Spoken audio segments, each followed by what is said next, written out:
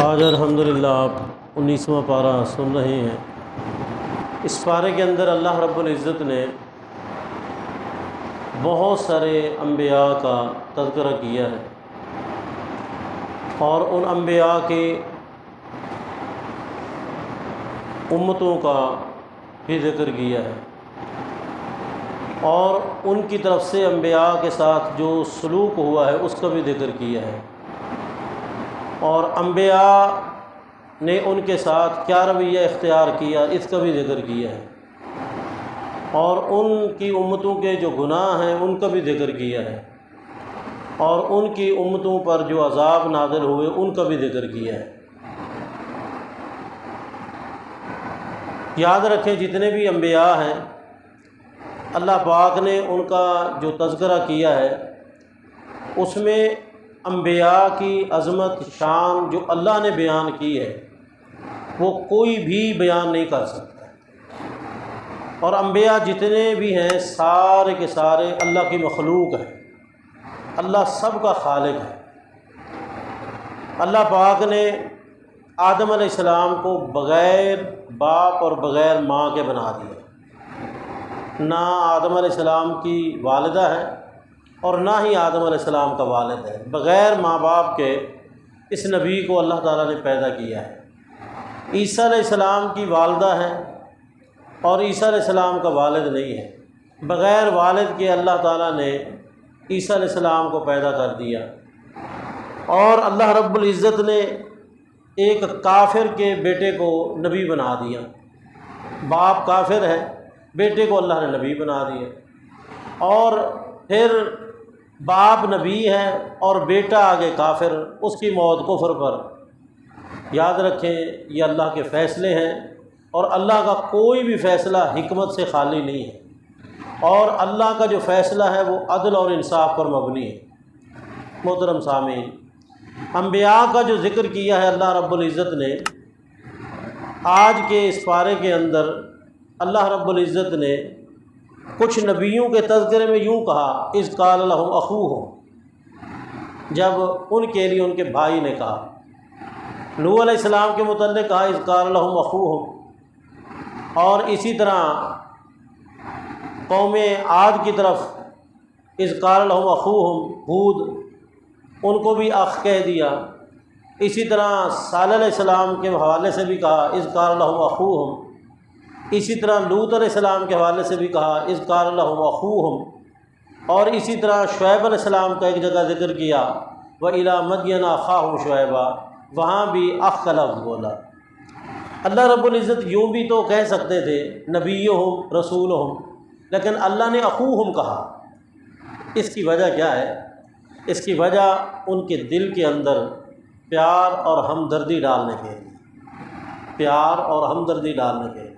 جس طرح دو بھائی آپس میں لڑ پڑیں تو باپ کہتا ہے کہ یار تیرا بھائی ہے، تو اس کے ساتھ زیادتی کر رہا ہے، تیرا بھائی ہے۔ کوئی کسی کے ساتھ الجھاؤ اختیار کرتا ہے تو وہاں کو کہہ دیتا ہے کہ یار یہ تیرا بڑا بھائی ہے۔ کوئی بڑا چھوٹے کے ساتھ زیادتی کر رہا ہے تو وہ کہتا ہے یار یہ تیرا چھوٹا بھائی ہے۔ تو اخ کا لفظ اس کے اندر پیار، محبت، ہمدردی، نرمی، اس کی تلقین ہے۔ اس لیے رب کائنات نے کہا کچھ تو سوچو، تم کیا سلوک کر رہے ہو؟ وہ تو تمہارا بھائی ہے، تمہارا رشتہ دار ہے، تمہاری قوم کا فرد ہے، تمہارے علاقے میں رہنے والا ہے، اور تمہارے ساتھ اس کا اٹھنا بیٹھنا ہے، وہ تمہارا بھائی ہے۔ اور رسول اللہ صلی اللہ علیہ وسلم کی ایک حدیث میں بھی اسی طرح کی ایک خوبصورت تلقین ہے، جہاں حقوق بیان ہوئے ہیں ایک مسلمان کے دوسرے مسلمان پر، تو وہاں آپ نے فرمایا وَيُحِبُّ لَهُ مَا يُحِبُّ لِنَفْسِهِ، اور اسی طرح ایک روایت کے اندر ہے کہ وہی پسند کرے اپنے بھائی کے لیے جو اپنے لیے پسند کرتا ہے۔ تو اخ کے اندر نرمی، پیار اور محبت کی تلقین ہے، اس لیے کہا اخوہم اخوہم۔ محترم ساتھیو، اس لفظ سے ایک اور مسئلہ بھی سمجھ آ گیا کہ نبی جو ہوتا ہے وہ انسان ہوتا ہے، نبی نور نہیں ہوتا، نبی بشر ہوتا ہے، کیونکہ ملائکہ جتنے بھی ہیں ان میں کسی جگہ یہ نہیں ہے کہ کسی فرشتے کو اخ کہا گیا ہو۔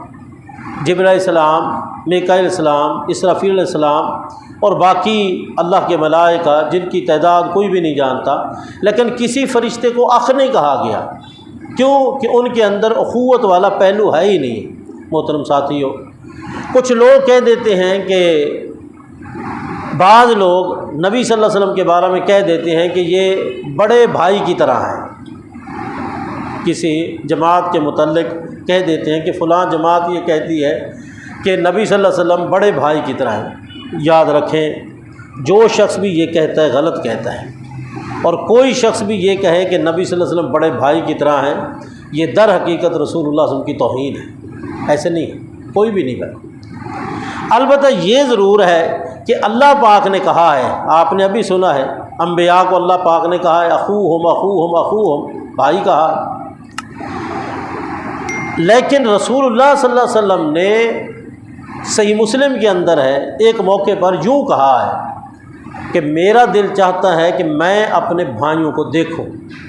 یہ صحیح مسلم کے الفاظ ہیں جن کا ترجمہ میں نے کیا ہے، وددت، تو میری یہ خواہش ہے، میری یہ چاہت ہے کہ میں اپنے بھائیوں کو دیکھوں۔ تو صحابہ کرام سن رہے تھے یہ بات، صحابہ کرام کہنے لگے اللہ کے رسول صلی اللہ علیہ وسلم، ہم تو آپ کے بھائی ہیں، آپ کہہ رہے ہیں کہ میں اپنے بھائیوں کو دیکھوں، ہم تو آپ کے بھائی ہیں۔ آپ نے فرمایا نہیں، تم میرے بھائی نہیں ہو، انتم اصحابی، تم میرے ساتھی ہو، انتم اصحابی، تم میرے ساتھی ہو۔ آپ نے فرمایا میرے بھائی وہ ہیں لم یاتونا، جو ابھی تک آئے نہیں، وہ میرے بھائی ہیں۔ اس لیے تابعین کو نبی صلی اللہ علیہ وسلم نے اپنا بھائی کہا، تبع تابعین کو نبی صلی اللہ علیہ وسلم نے اپنا بھائی کہا، اور ہم الحمدللہ جتنے یہاں بیٹھے ہیں میرے سمیت، ہم سب کو رسول اللہ صلی اللہ علیہ وسلم نے اپنا بھائی کہا کہ میں اپنے بھائیوں کو دیکھوں، میری دلی چاہت ہے۔ کتنی بڑی بات ہے، کوئی کسی کو کہہ دیتا ہے کہ یار یہ میرا بھائی ہے، یقین جانیے اگر اس کا بھائیوں والا پیار ہوتا ہے تو وہ جگہ جگہ کہتا ہے کہ یار یہ میرا بھائی ہے۔ بعض اوقات خونی رشتے سے بڑھ کر وہ رشتہ مضبوط ہو جاتا ہے جس کو انسان ویسے کہتے کہ یار یہ میرا بھائی ہے، اور وہ بھائیوں سے بڑھ کر قربانیاں دیتے۔ جب رسول اللہ صلی اللہ علیہ وسلم نے یہ کہا کہ میرے بھائی وہ ہیں جو ابھی تک آئے نہیں، تو اس سے بڑھ کر ہمارے لیے اور کیا اعزاز ہو سکتا ہے۔ اچھا، پھر صحابہ کرام نے سوال کر دیا رسول اللہ صلی اللہ علیہ وسلم سے۔ آپ نے فرمایا اللہ کے رسول صلی اللہ علیہ وسلم، آپ اپنے بھائیوں کو کیسے پہچانیں گے؟ وہ تو آئے تو نہیں، آپ نے دیکھے بھی نہیں، تو آپ اپنے بھائیوں کو کیسے پہچانیں گے؟ یہ صحیح مسلم کے الفاظ ہیں جن کا میں ترجمہ آپ کو سنا رہا ہوں۔ سوچنے کی بات یہ ہے کہ اگر رسول اللہ صلی اللہ علیہ وسلم عالم الغیب ہوتے اور آپ حاضر ناظر ہوتے اور آپ مختار کل ہوتے اور آپ فوت ہی نہ ہوتے اور آپ دنیا میں زندہ ہی رہتے، تو صحابہ کرام قطعاً یہ بات نہ کہتے کہ آپ کیسے پہچانیں گے۔ صحابہ کرام کا یہی عقیدہ تھا کہ ہمیشہ دوام بقا صرف اللہ کو ہے، اور علم غیب صرف اللہ کے پاس ہے، مختار کل صرف اللہ کی ذات ہے۔ اس لیے انہوں نے سوال اٹھایا کہ آپ اپنے بھائیوں کو کیسے پہچانیں؟ اچھا، اگر نبی صلی اللہ علیہ وسلم کو سب کچھ کا علم ہوتا تو آپ ان کو کہہ دیتے تم کیسی بات کر رہے ہو، مجھے تو سب کچھ کا علم ہے، تم مجھ سے یہ پوچھتے ہو کہ کیسے پہچانو گے؟ آپ نے یہ اس کی تردید نہیں کی، بلکہ آگے کہا میں اپنے بھائیوں کو ایک نشانی سے پہچانوں گا، جو نشانی میرے بھائیوں کی ہوگی اور کسی کی نہیں ہوگی۔ میں اپنے بھائیوں کو ایک نشانی سے پہچانوں گا، جو نشانی میرے بھائیوں کی ہوگی اور کسی کی نہیں ہوگی۔ آپ نے فرمایا میرے بھائیوں کی نشانی یہ ہوگی کہ ان کے ہاتھ روشن ہوں گے، ان کے پاؤں بھی روشن ہوں گے، اور ان کے چہرے بھی روشن ہوں گے۔ 5 اعضاء ان کے روشن ہوں گے، جس سے مجھے پتہ چل جائے گا کہ یہ میرے بھائی ہیں۔ ہاتھ، پاؤں اور چہرہ۔ اس کا مطلب یہ ہے کہ جو بندہ 5 وقت کی نماز پڑھتا ہے اس کے یہ اعضاء روشن ہوں گے، اور اس سے رسول اللہ صلی اللہ علیہ وسلم اس کو پہچان لیں گے۔ جو بندہ نماز ہی نہیں پڑھتا تو اس کے یہ اعضاء روشن ہی نہیں ہوں گے۔ جو بندہ کبھی پڑھ لی کبھی نہ پڑھی، کبھی قضا کبھی ادا، رمضان میں پکا نمازی، 11 مہینے مرضی آئی، تو اس کا مطلب ہے اس کے یہ اعضاء اس انداز میں روشن نہیں ہوں گے۔ اعضاء روشن اس کے ہوں گے جو 5 وقت کا نمازی ہے، پابندی کے ساتھ پڑھتا ہے، رسول اللہ صلی اللہ علیہ وسلم کے طریقے کے مطابق پڑھتا ہے، اور وضو کرتے وقت اعضاء کو رسول اللہ صلی اللہ علیہ وسلم کے طریقے کے مطابق دھوتا ہے، اس کے یہ اعضاء روشن ہوں گے جس سے رسول اللہ صلی اللہ علیہ وسلم پہچان لیں۔ نبی علیہ الصلوۃ والسلام نے اپنے بھائیوں کی یہ نشانی بتائی۔ اور یاد رکھیں پہلی امتوں میں بھی طہارت کے حوالے سے وضو کے طریقے تھے، لیکن یہ اعزاز اللہ نے صرف اس امت کو دیا ہے کہ اس امت کے یہ اعضاء روشن ہوں گے، باقی کسی نبی کی کسی بھی امت کے یہ اعضاء روشن نہیں ہوں گے۔ یہ اعزاز صرف اس امت کو ملا ہے۔ اور نبی علیہ الصلوۃ والسلام نے ایک اور موقع پر اپنی زندگی میں ایک صحابی جن کا نام ہے عمر رضی اللہ تعالیٰ عنہ، وہ جا رہے تھے بیت اللہ میں، ملنے کے لیے آئے رسول اللہ صلی اللہ علیہ وسلم کو، تو آپ نے فرمایا یا اخیو لا تنسنا فی دعائک، او میرے چھوٹے بھائی، او میرے پیارے بھائی، او میرے لاڈلے بھائی۔ یہ اخیو تصغیر ہے اخ کی، جس کے یہ سارے معنی ہو سکتے ہیں، میرے پیارے بھائی، میرے چھوٹے بھائی، میرے لاڈلے بھائی، لا تنسنا، ہمیں نہ بھولنا اپنی دعا کے اندر۔ اس کا مطلب ہے دعا وہ چیز ہے جس کی ضرورت انبیاء کو بھی ہے، اور انبیاء میں سب سے اعلیٰ اور افضل محمد رسول اللہ صلی اللہ علیہ وسلم، ان کو بھی دعا کی ضرورت ہے۔ یاد رکھیں مانگنے والے بہت ہیں لیکن مانگنا صرف ایک سے ہے، آپ کہنے والے بہت ہیں لیکن کہنا یہی ہے کہ مانگنا کس سے ہے؟ اللہ سے مانگنا ہے۔ آپ بھی حضرت عمر رضی اللہ عنہ کو یہی کہہ رہے تھے کہ میرے لیے بھی مانگنا، اپنے لیے بھی مانگنا، جس گھر میں جا رہا ہے اس گھر والے سے مانگنا ہے، اپنے لیے اور میرے لیے۔ تو نبی صلی اللہ علیہ وسلم نے کہا اے میرے چھوٹے بھائی اپنی دعاؤں میں نہ بھولنا۔ آج آپ جتنے بھی اعلیٰ سے اعلیٰ مقام پر کیوں نہ پہنچ جائیں، جہاں بھی موقع ملتا ہے آپ کسی کو بھی کہہ سکتے ہیں کہ بھائی اپنی دعاؤں میں مجھے نہ بھولنا۔ اور یاد رکھیں معلوم نہیں اللہ کس کی سن لیتے ہیں، یہ معلوم نہیں، ہم نہیں جانتے اللہ کس کی سن لیتے ہیں۔ آپ چھوٹے بچے کو بھی کہہ دیں کہ بیٹا میرے لیے دعا کرنا، آپ کسی غریب کو کہہ دیں کہ بیٹا میرے لیے دعا کرنا۔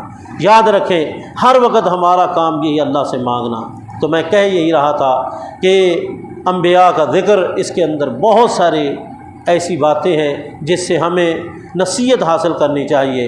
انبیاء کے واقعات کو پڑھ کر ہم اپنا محاسبہ کریں، ہمارے اندر کو کمی کوتاہی ہے تو ہم اپنی اصلاح کریں۔ اللہ تعالی ہمیں انبیاء کی شان، عظمت، مقام کو پہچاننے کی توفیق عطا فرمائے۔ اللہ تعالی ہمیں ان کی سیرت اور صورت کو اپنانے کی توفیق عطا فرمائے۔ آمین۔ واقول قولی ھذا وآخر دعوانا الحمد للہ رب العالمین۔